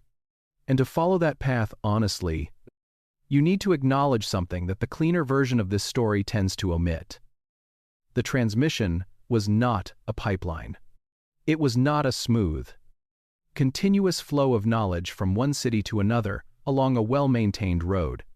It was a series of contingent decisions made by individual scholars and institutions across 6 centuries, in the face of pressures that had nothing to do with the importance of what they were preserving. Each link in the chain was necessary. None of them was inevitable. And, between the death of Hypatia in 415 and the founding of the House of Wisdom in Baghdad in the late 8th century, there were roughly 350 years of complicated, disrupted, often dangerous intellectual life across the Mediterranean and Middle Eastern world, during which the survival of any particular text depended on a sequence of choices that could easily have gone differently. With that acknowledged, here is what actually happened. When the Western Roman Empire collapsed in 476 of the Common Era, the eastern half did not collapse with it. The Byzantine Empire, centered on Constantinople, continued for nearly 1,000 years after the fall of Rome. And during those 1,000 years it maintained a tradition of Greek scholarship that had no parallel in the Latin West. Byzantine scholars read Greek as their native language. The classical Greek literary and philosophical tradition was their own cultural inheritance, sex, and the institutions of Byzantine learning maintained the practice of copying Greek texts that was the essential mechanism of textual survival. The texts that the Byzantine copying tradition preserved were not a random sample of what had once been in the Library of Alexandria. They were selected by the interests and priorities of Byzantine culture. Theological works were copied in great quantities. The philosophical and rhetorical texts that formed the curriculum of educated Byzantine life were copied consistently. Scientific and mathematical texts were copied when scholars found them useful. Other texts, those that seemed irrelevant to Byzantine educational priorities, were copied less frequently and survived in fewer copies or not at all. But the Byzantine tradition preserved enough of the ancient Greek scientific and philosophical corpus that when, in the 7th and 8th centuries, the Islamic caliphates expanded across the Middle East and North Africa and came into sustained contact with the Byzantine world, there was a substantial body of ancient Greek knowledge available to be encountered, evaluated, and translated. The Abbasid Caliphate, which came to power in 750 of the Common Era and established Baghdad as its capital, created an institution called the House of Wisdom, known in Arabic as Beit al-Hikmah. The Caliph al-Mamun, who ruled from 813 to 833, directed and funded what historians call the translation movement, a systematic effort to acquire and translate every work of Greek learning that could be found. At the center of this effort was a man whose story deserves to be told with the detail it has rarely received in popular accounts of this period. Hunayn ibn Ishaq was a Nestorian Christian physician, born around 809 of the Common Era in the city of Hira, in what is now Iraq. He learned Greek as a young man, an unusual and demanding skill in a world where most scholars worked in Arabic or Syriac, and he traveled to Byzantine territories specifically to find Greek manuscripts that were not available in Baghdad. He understood that the texts circulating in the Islamic world were often copies of translations, each generation of copying introducing new errors, and he was not satisfied with working from unreliable sources. What Hunayn developed was a method. Before translating any text, he would collect as many manuscript copies of it as he could find, from as many different locations as possible. He would compare the copies against each other, identify the passages where they differed, reason about which reading was most likely to be original, and establish the most reliable version of the text before beginning to translate. This process, which modern scholars call textual criticism, was the same scholarly practice that Callimachus had applied to the texts of the Library of Alexandria 6 centuries before Hunayn was born. The tradition that Demetrius of Phalerum had built, the tradition of rigorous attention to the text itself rather than simply its content, had traveled from Alexandria through the Byzantine copying networks and arrived in Baghdad in the hands of a Christian physician who had learned Greek so he could read the originals. Hunayn translated more than 100 works of Galen into Arabic and Syriac, along with works of Hippocrates, Plato, Aristotle, Dioscorides, and others. His translations became the standard Arabic versions of those texts and formed the foundation on which subsequent Islamic scholars built their own contributions. Those contributions went far beyond preservation. Muhammad ibn Musa al-Khwarizmi, working at the House of Wisdom in the early 9th century, systematized a method for solving linear and quadratic equations in a work whose title, al-Khabr, meaning the reunion of broken parts, gave the modern world the word algebra. His work on calculation, using Indian numerals, known to later Latin scholars through a version of his name as algorithmi, gave the modern world the word algorithm. The mathematics that al-Khwarizmi codified is the mathematics that every student in the world learns today. Ibn al-Haytham, working in Cairo in the late 10th and early 11th century and building on the Greek optical tradition that Hunayn's translations had made available in Arabic, wrote the Book of Optics. His insistence on testing theoretical claims against carefully designed observations is recognized by historians of science as one of the earliest systematic expressions of what would later be called the scientific method. His work influenced Roger Bacon, Johannes Kepler, and Isaac Newton. Ibn Sina, known in the Latin West as Avicenna, produced the Canon of Medicine, an encyclopedia of medical knowledge that synthesized the Galenic tradition with the accumulated clinical experience of Islamic medicine. The Canon was translated into Latin in the 12th century and became the standard medical textbook in European universities for roughly 600 years. Each of these achievements was built on a foundation that traced its lineage back to Alexandria. The chain of transmission from Alexandria to Baghdad to Toledo to the European universities was long, and each link required human choices that could have gone differently. It required Byzantine monks who decided to copy Greek philosophical texts rather than let them deteriorate. It required Abbasid caliphs who decided to fund translation rather than suppress it. It required Hunayn ibn Ishaq traveling to Byzantine cities to find reliable manuscripts rather than working from whatever copies were close at hand. The Latin translation movement, which carried the Arabic and Greek scholarship of the Islamic world into Latin during the 12th and 13th centuries, was the final link. Gerard of Cremona, working in Toledo in the 12th century, translated more than 80 works from Arabic into Latin, including Ptolemy's Almagest, Avicenna's Canon of Medicine, and Euclid's Elements. These translations became the curriculum of the European universities being founded in the same period.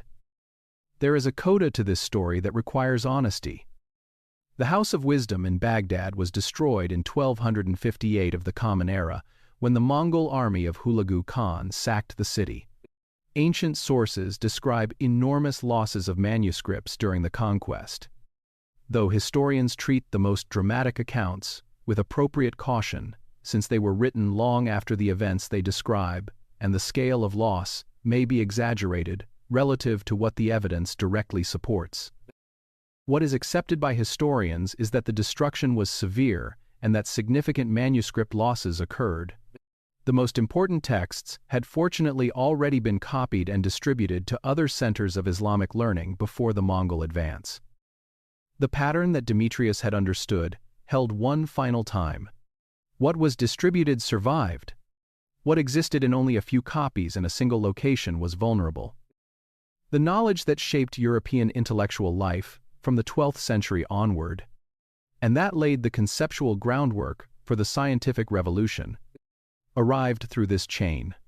It originated in the intellectual culture that Alexandria had created. It survived because enough people across enough centuries made enough small choices in favor of preservation rather than indifference.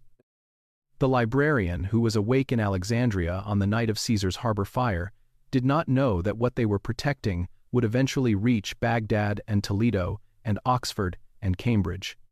They just knew that the books mattered. They were right. Chapter 8. What we know was lost. There is a particular kind of grief that has no object you can point to. Not the grief of losing something you held in your hands and then watched disappear. Not the grief of a fire you witnessed or a flood you survived. This grief is quieter and in some ways more disorienting, because its object is an absence, a shape in the air where something should be, a silence where a voice was, a blank space in the catalog where a title still appears but no text follows it. Begin with Hypatia. Not with what she lost, with what she left behind, which is to say, with what is not there. Hypatia wrote commentaries on the great mathematical works of the ancient tradition, including works on the Arithmetica of Diophantus and the Conics of Apollonius of Perga. She co-authored with her father Theon a revised commentary on the astronomical work of Ptolemy. The letters of her student Cineas of Cyrene, which do survive, describe her teaching and her intellectual influence in terms that make clear she was a scholar of the first order, capable of original contributions to the mathematical tradition she inhabited. Her works do not survive. Not fragments. Not summaries. Nothing.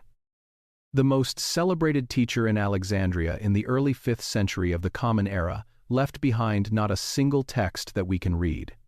What we know of her intellectual life comes almost entirely through the letters of her students and the descriptions of later writers. The woman, who is the human spine of this story, whose question about the books is the question this story has been following, is herself one of its most significant losses. The silence where her works should be is not a dramatic silence. It is a quiet one. Her works were not burned in a single night. They were neglected over the generations after her death. As the copying tradition that had sustained the texts of the Mausion gradually stopped copying the works of a pagan philosopher from a city that was becoming Christian in the full institutional sense, her commentaries may have existed in copies for a generation or two after her death. They may have been in the holdings of private collections. They may have been read by scholars who valued them, and then set aside when those scholars died, without anyone making new copies, because the world that had produced them was becoming a different world. And then the last copy of each of them reached the end of its physical life, and was not replaced, and was gone. That is not drama. That is neglect. And neglect is harder to grieve than destruction because it has no moment. Nous, event. No particular person to hold responsible. It is just the slow withdrawal of attention from something that was once valued, until the thing itself is gone. Now move from Hypatia to the playwright Sophocles.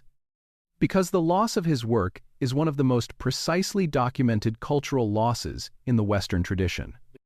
And precision is useful when trying to convey the actual scale of what was lost. Sophocles lived from roughly 496 to 406 years before the Common Era. He wrote plays with a consistency and a quality that made him the most celebrated dramatist of his time. He won the first prize at the Athenian Dramatic Festival of the Dionysia more times than any other playwright of his era. Ancient sources record that he wrote approximately 120 plays over the course of his career. 7 survive. Not 7 fragments. 7 complete plays: Oedipus Rex, Antigone, Electra, Ajax, The Women of Trachis, Philoctetes, Oedipus at Colonus. 7 plays out of 120. The other 113 exist, for the most part, only as titles listed in ancient catalogues with no surviving text attached to them.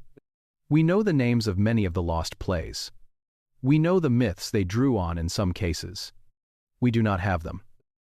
What would a complete Sophocles tell us?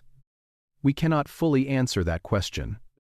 Because answering it requires reading plays we cannot read. But the 7 that survive give us enough to understand what the 113 absent ones represent. Each of the 7 surviving plays is a work of such precision and emotional intelligence that their absence leaves a silence anyone who has read them can feel the shape of.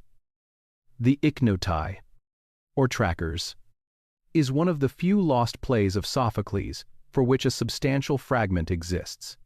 It was found at Oxyrhynchus and runs to roughly 400 lines, enough to give a sense of the play's structure and humor, but not enough to constitute a complete text. It is more of Sophocles than we have of most of the other 112, and it came from a trash heap in Middle Egypt, preserved by dry air, found by 2 scholars who were optimistic enough to dig where no one else had looked. Which raises the question that Oxyrhynchus always raises.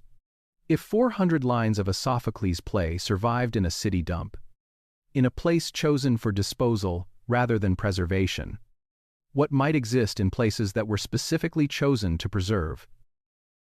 Now consider Sappho of Lesbos, who lived in the 7th and 6th centuries before the Common Era, and who was, by the consensus of ancient critics, among the greatest lyric poets who ever wrote in Greek. The Alexandrian scholars who organized the literary canon placed her first among the lyric poets. Plato called her the 10th muse. Her work filled 9 books in the Alexandrian edition. Of those 9 books, we have fragments. The total surviving corpus of Sappho's work fills roughly 150 fragments of varying length and completeness. One of those fragments is complete.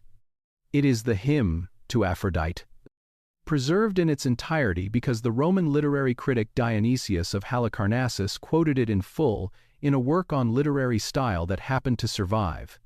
Everything else is partial.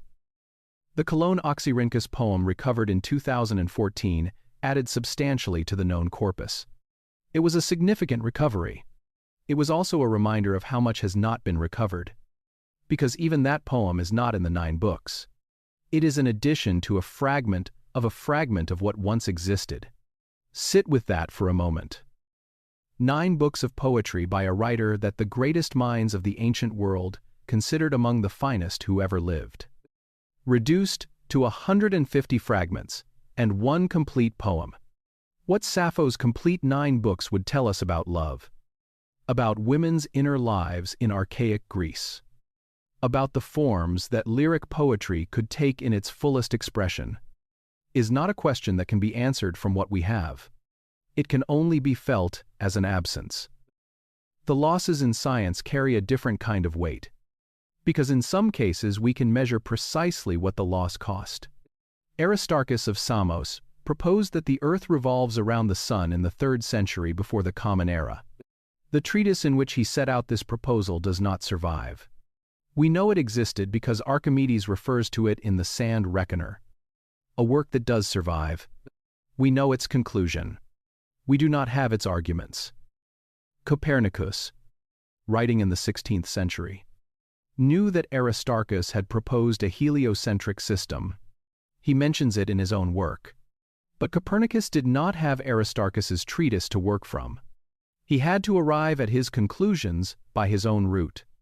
The 18 centuries between Aristarchus and Copernicus were not necessary in the way that they appear in retrospect. The conclusion that the Earth moves around the Sun was available in the 3rd century before the Common Era.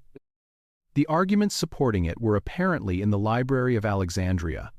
The chain of transmission that should have carried those arguments forward broke somewhere between Alexandria and the Renaissance. 18 centuries. That is the cost. Measured in time. of one broken link in the chain of transmission. Eratosthenes, the head librarian who calculated the circumference of the Earth with remarkable accuracy, produced a major work called the Geography, in which he attempted to map the known world using the mathematical principles he had developed. That work is lost. We know it existed because subsequent geographers described it, argued with it, and built on it. We do not have it. The Stoic philosophical tradition, one of the most influential schools of ancient philosophy, and one that continues to influence popular culture today through books on resilience and equanimity, is known almost entirely through secondary sources. Chrysippus of Soli, one of the founders of Stoicism, is credited by ancient sources with more than 700 works. Of those works, fragments and summaries preserved in other writers are essentially all that survive. A philosophy that shaped Roman culture profoundly and that Marcus Aurelius practiced and wrote about in the Meditations is known primarily through its critics. Its own words are largely gone. There is one category of loss that requires its own acknowledgement. The Library of Alexandria collected texts from beyond the Greek world. Egyptian texts. In the ancient hieroglyphic tradition and in the Demotic script used for everyday writing, Hebrew texts. Texts in Aramaic. In Babylonian.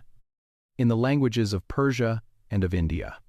The library was the most diverse collection of texts from the ancient world assembled in one place. The Greek and Latin traditions are the ones best represented in what survived, because they were the traditions that the Byzantine copying culture and the Islamic translation movement prioritized. What was in the library from other traditions? And how much of it was lost in ways that the Greek-centric surviving record cannot even measure? Is a question. The evidence allows only partial answers to. Return to Hypatia one final time in this chapter. The silence where her works should be is the silence that makes her the right human spine for this story. She is not the only loss. She is not even the largest loss in numerical terms. But she is the loss that sits at the center of the timeline this story has been tracing. The scholar who lived inside the question this story asks, who maintained the tradition that the library had created until the world she lived in made that maintenance impossible, and who left behind students whose letters tell us who she was without ever giving us the words she wrote. The empty shelves of the Serapeum were a question to her just as they are to us. The silence where her works should be is a question to us, just as the empty shelves would have been to anyone who came after her and asked what had happened to the tradition she had kept alive. Both silences are real. Both are part of what this story is about. And both are part of why the question of what might still be in the ground beneath Alexandria matters as much as it does. The catalog still has titles in it that no surviving text is attached to. The ground beneath Alexandria has not yet been asked if it knows where they are. Chapter 9. The Desert is Still Speaking. There is a researcher at the University of Kentucky who spent years working on a problem that most people in his field considered, if not impossible, then so difficult as to be impractical for the foreseeable future. His name is Brent Seals. And his problem was this: how do you read a scroll that cannot be opened? The Herculaneum scrolls had been sitting in collections in Naples, Oxford, and Paris for 2.5 centuries. Everyone who had studied them agreed that they contained ancient text. Everyone who had tried to read them without unrolling them had failed. The carbonization that had preserved the scrolls had fused their layers into objects that shattered when anyone tried to separate them, destroying the writing in the process of trying to reach it. Seals believed that the problem was not the scrolls. The problem was the available technology, and he believed that if the technology could be developed, the scrolls could be read. He spent years building the computational and imaging methods required. He published his work. He attracted collaborators. He made incremental progress that looked, from the outside, like very slow movement toward a very distant goal. And then, in 2023, The Vesuvius Challenge turned his foundational work into a global competition that brought in researchers from the machine learning and computer vision communities who had never thought about ancient papyri before. In early 2024, those researchers read words from inside a sealed carbonized scroll for the first time in 2,000 years. Seals had been right. The problem was not the scrolls. The problem was the technology. And the technology, when it arrived, changed what the category of unreadable meant. This chapter is about what is still happening, not what happened in the ancient world, not what was lost, not the hypothesis of what might be underground, but the active, present-tense work of recovery that is occurring right now. In laboratories and archaeological sites and digitization projects and machine learning competitions, work that is changing the boundary between what is known and what is not at a pace that would have been unimaginable to Bernard Grenfell and Arthur Hunt when they opened those first crates of Oxyrhynchus papyri in Oxford more than a century ago. The story of ancient knowledge is not finished. It is being written right now. Multispectral imaging is a method of photographing a document using multiple wavelengths of light beyond the visible spectrum, including infrared and ultraviolet, and combining the images to reveal information that is invisible under ordinary visible light. The ink used in ancient papyrus documents reflects and absorbs different wavelengths of light differently from the papyrus surface it was written on. And those differences can be detected and amplified by imaging at the right wavelengths, even when the ink has faded to invisibility under normal lighting conditions. The application of multispectral imaging to the Oxyrhynchus papyri has been ongoing since the early 2000s as part of a collaboration between Oxford's Imaging Papyri Project and the Egypt Exploration Society. Fragments that appeared blank or nearly blank under ordinary light have yielded readable text. Lines that were partially legible have become fully legible. Letters that had been misread because of their faintness have been correctly identified, changing the interpretation of passages that scholars had struggled with for decades. In 2021, a team at the University of Basel applied multispectral imaging to a group of Herculaneum papyrus fragments that had been considered too damaged to read, and recovered text from surfaces that had been examined without success multiple times over the previous 2 centuries. The text turned out to be from a work of Epicurean philosophy, adding to the known corpus of Philodemus in ways that changed scholars' understanding of specific arguments he was making. The fragments had been in collections for generations. The text had been there the entire time. The technology to read it had not. The joining of fragments is one of the most consequential activities in papyrus scholarship, and it is an area where machine learning is beginning to change what is possible at scale. Ancient documents torn or deteriorated into multiple pieces can be scattered across a collection, sometimes stored in different boxes, sometimes in different institutions, with no obvious visual indication that they belong together. A machine learning model that can compare the text, the handwriting, the fiber pattern of the papyrus, and the physical edges of thousands of fragments simultaneously can identify potential joins that human scholars would never have found. Each confirmed join has the potential to restore a readable passage from what had previously been 2 separate, unreadable fragments. The Sappho poem recovered in 2014 was identified as a join between a fragment in Cologne and a fragment in the Oxyrhynchus collection that had been separately catalogued for decades. That join was made by human scholars working with physical and photographic comparisons. The scale at which machine learning can perform the same comparison suggests that other joins are waiting to be found in existing collections. Joins that would restore text currently sitting in storage in 2 separate boxes in 2 separate institutions. Each piece incomplete, together readable. Researchers at the University of Groningen developed a machine learning model trained on ancient Greek papyri that can read damaged and fragmentary Greek text with accuracy comparable to expert human papyrologists in many cases, and significantly faster. The model can process in hours what would take a specialist months. Now, travel from the digital realm back to the physical world, to a place where the ground and the text are still connected in the most direct way possible. The Sinai Palimpsests Project, based at the Early Manuscripts Electronic Library in California, has been working since 2011 on a collection of manuscripts at St. Catherine's Monastery in the Sinai Peninsula. St. Catherine's, founded in the 6th century of the Common Era, has been continuously inhabited since its founding and has accumulated manuscripts across 14 centuries of monastic life. Its library contains roughly 3,300 manuscripts and fragments, making it the second largest collection of early Christian manuscripts in the world after the Vatican.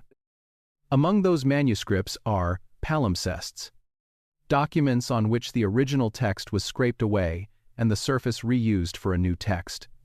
The problem for modern scholarship is that the original text, the one that was scraped away, often contained works that the institution doing the scraping considered outdated or simply less important. The new text survived. The original text appeared to be gone. Multispectral imaging has changed that. The scraping process never removed all traces of the original ink. Traces remained in the parchment fibers, invisible under ordinary light, but detectable at certain wavelengths. The Sinai Palimpsests Project has used multispectral imaging to recover text from palimpsests that includes portions of texts in 6 languages: Greek, Arabic, Syriac, Georgian, Christian Palestinian Aramaic, and Latin, some of them representing works previously unknown or known only in fragmentary form. In 2018, a researcher named Grigory Kessel, working with the project, recovered a substantial portion of a previously unknown Greek text from beneath a Syriac manuscript at St. Catherine's. The text turned out to be a commentary on the Gospels by a 5th-century theologian whose work had been known only through references in other writers. The commentary itself had been considered lost for 15 centuries. It was sitting at St. Catherine's, invisible under a later text, waiting for a camera sensitive to the right wavelengths of light. The recovery of that text did not require excavation. It required a camera, a set of light sources at different wavelengths, and the computational methods to combine and analyze the resulting images. The text had been missing from the scholarly record for 15 centuries. It took a few days of imaging to recover it.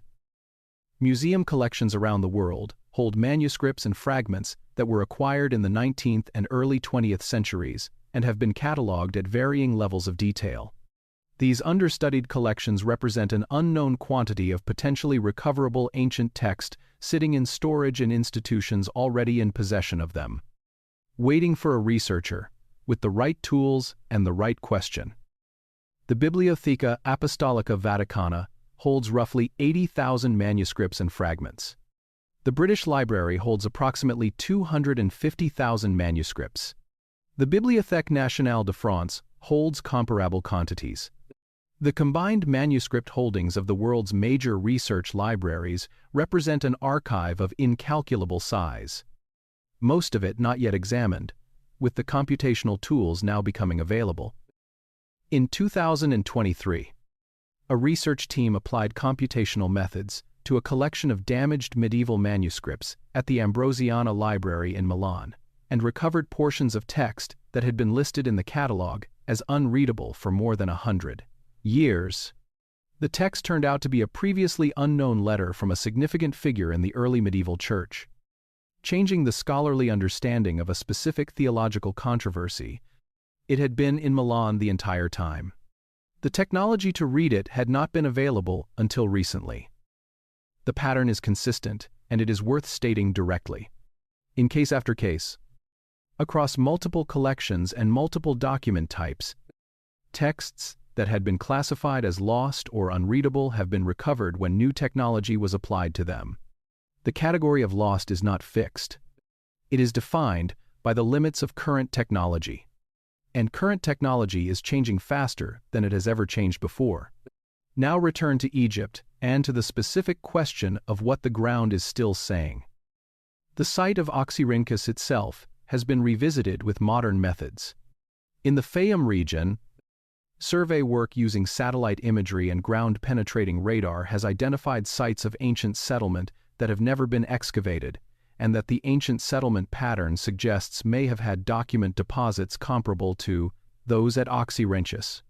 The conditions that preserve the papyri at Oxyrhynchus are not unique to that site. They are conditions that exist at other settlements in the same region with similar histories of occupation and similar disposal practices. In Alexandria itself, the work of the Centre d'études alexandrines has been mapping the subsurface of the ancient city using ground-penetrating radar in unprecedented detail. The surveys have identified anomalies near the ancient Serapeum site that are consistent with the presence of underground chambers not previously documented. The confirmation of what those anomalies represent requires physical investigation that is currently being negotiated. Each text recovered from a fragment that was previously unreadable is evidence that the category of unreadable is not fixed. Each join found between fragments stored in separate institutions is evidence that the category of lost is not final. Each underground space, documented by ground-penetrating radar beneath a modern city, is evidence that the category of gone is not always accurate. The desert is still speaking. It is speaking faster now than it has spoken in a very long time. And the language it is speaking is not just the language of the ancient texts. It is returning to us one fragment at a time. It is also the language of what those texts imply about what else might still be there. In the places that have not yet been asked the right question, with the right tools, Brent Seals worked on his problem for years before the technology arrived.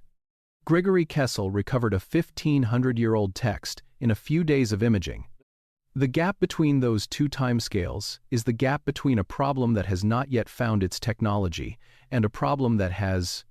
The ground beneath Alexandria has not yet found its technology, but the technology is getting closer every year. The answers are coming. Slowly, carefully, one fragment at a time, but they are coming. Chapter 10. The story is not finished. Come back to Alexandria. Not the Alexandria of Ptolemy and the Mautian and the great library at its height. Not the Alexandria of Caesar's harbor fire or Aurelian's campaign or Theophilus and the Serapeum. Come back to Alexandria as it is right now. Tonight. A city of more than 5 million people living above the ruins of a civilization that changed the course of human history. Going about the ordinary business of their lives above ground while below them. In the limestone that has not moved since, Ptolemy I chose this place for his capital. Something is waiting. We do not know what it is. That is the honest answer. And this story has tried throughout to be honest about the difference between what is confirmed and what is hypothesis, and what is simply unknown.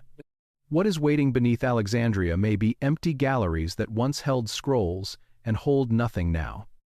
The moisture of the Mediterranean climate, having done over 17 centuries what it inevitably does to organic material in damp conditions. It may be the physical infrastructure of ancient storage without any of the stored material surviving. It may be something that ground-penetrating radar has not yet been aimed at and that no modern scholar has yet had reason to think about. Or it may be something else. The honest answer is that we do not know. And the honest answer is also that the question has not yet been asked with the full weight of the tools that are now available to ask it. Let us hold in mind, one final time, the full picture this story has assembled. We began with Hypatia, a scholar of extraordinary ability who devoted her life to maintaining a tradition of inquiry that had sustained itself in Alexandria for 6 centuries. We established clearly what she was and was not. She was not a keeper of secrets. She was a keeper of questions. She lived inside the same mystery this story has been following. The mystery of the empty shelves. The mystery of what happened to the books that had sustained the tradition she inherited. She did not know the answer to that mystery any more than we do. the shared uncertainty between her time and ours, across 1600 years, is not a failure of this story. It is the most honest thing this story can offer. We trace the actual decline of the library through 4 separate events spread across 700 years. None of them the clean, catastrophic destruction of the popular story. We established that the fire most people associate with the library's end destroyed a warehouse near the docks, not the Mausean, and that the institution continued to function for centuries after that night. We understood what the library actually was. Not a building, but an institution. A fully funded residential research community that produced scholars like Eratosthenes, who calculated the circumference of the earth, and that held the writings of thinkers whose ideas, like the heliocentric model of Aristarchus, would not be rediscovered for 18 centuries after the chain of transmission that held them was broken. We met Demetrius of Phalerum, the exile who arrived in Alexandria with a vision and built a system specifically designed to make knowledge resilient against catastrophe. A system of distribution so extensive that no single disaster could eliminate it entirely.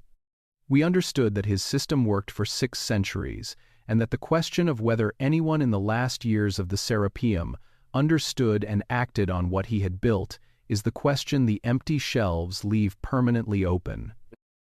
We found the books in places that had nothing to do with the official institutional history of the library. In a trash heap at Oxyrhynchus, where Bernard Grenfell arrived without particular expectations and found 500,000 fragments of the ancient world's written record preserved by nothing more dramatic than dry air. In a sealed ceramic jar at Nag Hammadi, where a farmer in 1945 broke open 1,600 years of silence. In caves near the Dead Sea, where the Qumran community placed their library in ceramic jars and sealed them against a Roman advance that ended their world. Each of these discoveries followed the same pattern. Texts that faced destruction were placed underground by people who understood that the earth could keep what human institutions could not protect. The earth kept what they gave it. For 1,600 years in one case. For 2,000 years in another.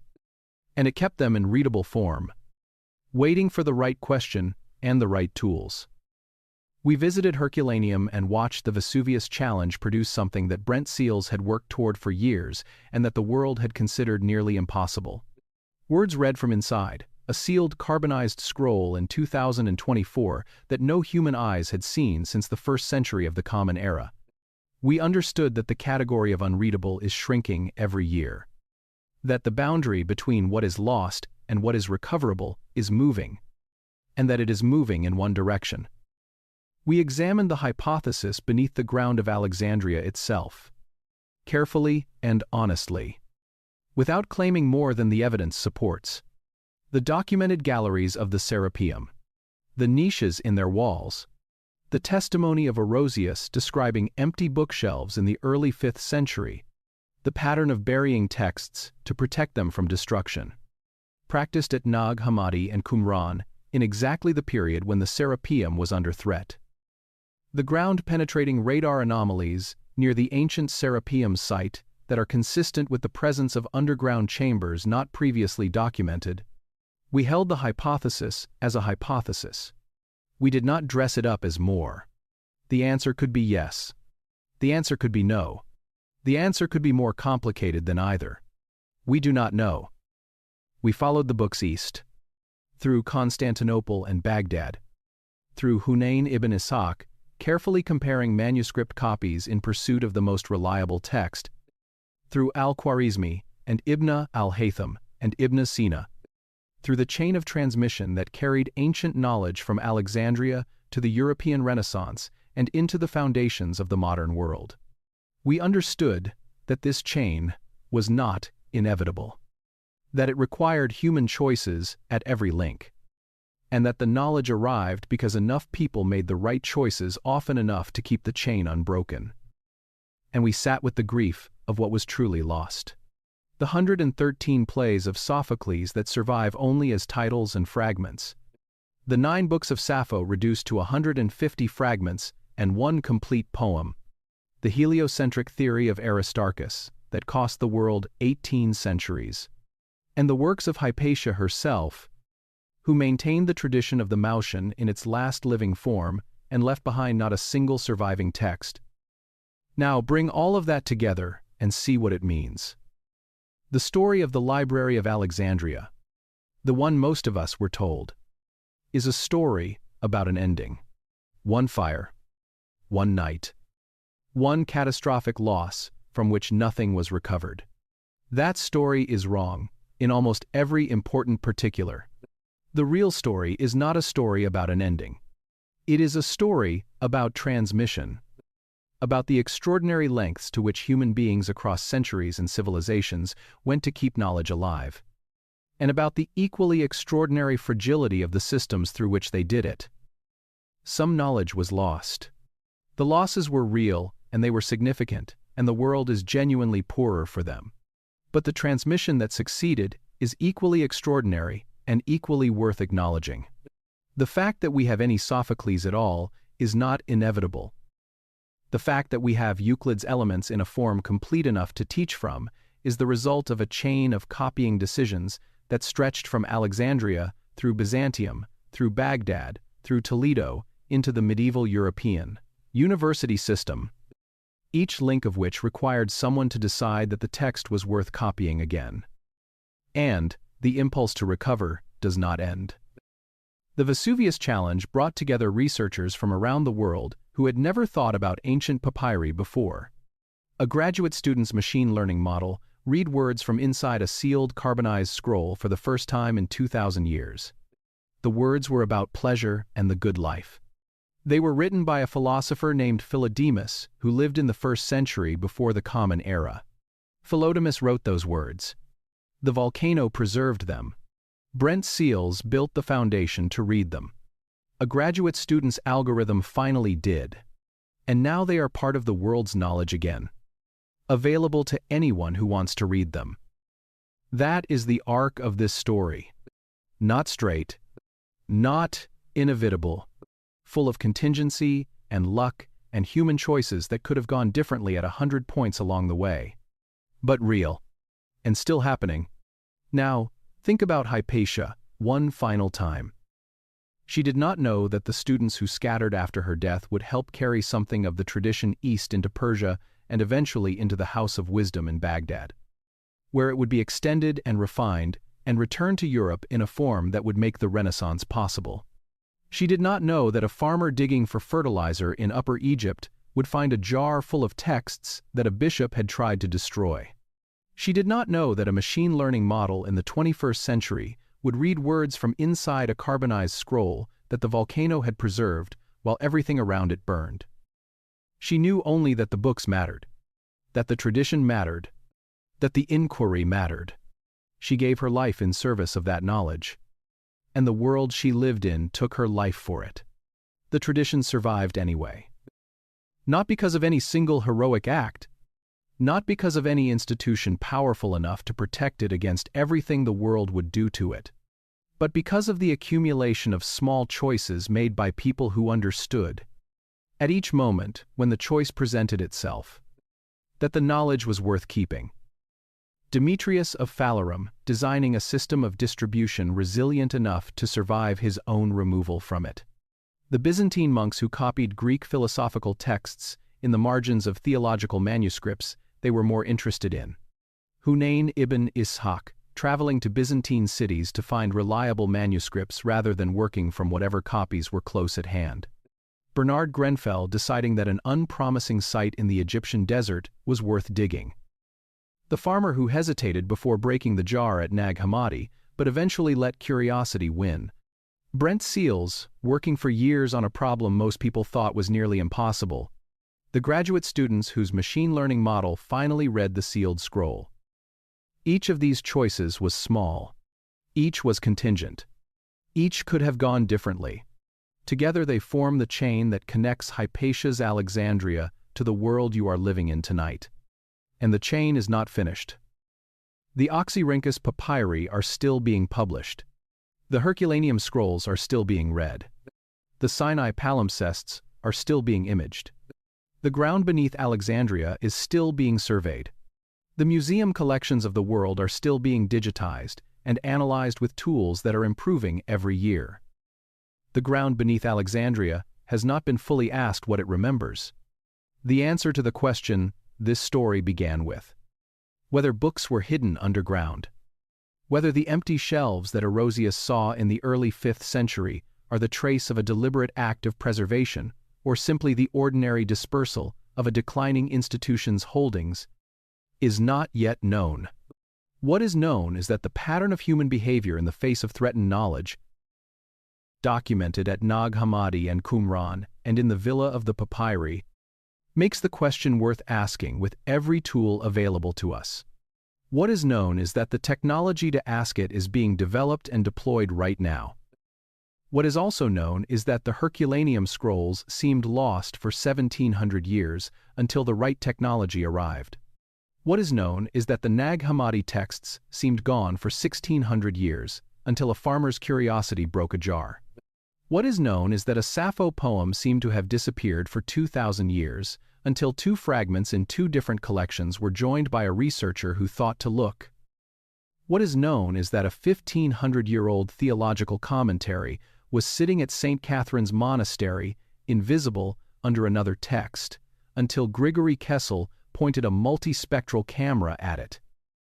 The pattern of recovery is as real as the pattern of loss. We began this story with Hypatia, a scholar who walked the streets of Alexandria in a philosopher's cloak and devoted her life to maintaining a tradition of inquiry that had been building in her city for 6 centuries. We ended in the same city, in a different time, with the same question she would have recognized. Where did the books go? She did not know. We do not know. Not yet. But the people trying to find out are working tonight, in the quiet hours, asking the questions that the ground is finally ready to answer. Somewhere tonight, in a laboratory in Kentucky, a machine is processing a carbonized scroll that has not been read in 2000 years. Somewhere tonight, in a room at Oxford, a researcher is examining a papyrus fragment under multispectral light that reveals text invisible to the naked eye. Somewhere tonight, in Alexandria, the limestone beneath the modern city holds whatever it holds, patient and dark and silent, waiting for the radar wave that will tell us whether the silence is empty or full. The story is not finished. It has never been finished. It is being written right now, in the places where the past and the present meet, in the laboratories and the excavation sites and the museum storage rooms where the ancient world is slowly, carefully, giving up what it kept. Let your breathing slow. The books are still out there. Some of them are closer than we think. And the people looking for them are working tonight, in the quiet hours, asking the questions that the ground is finally ready to answer. Hypatia asked those questions first. We are still asking them. Sleep well, dream of libraries, and know that somewhere in the dark, beneath an ancient city, the past is still waiting to tell us what it knows. Good night.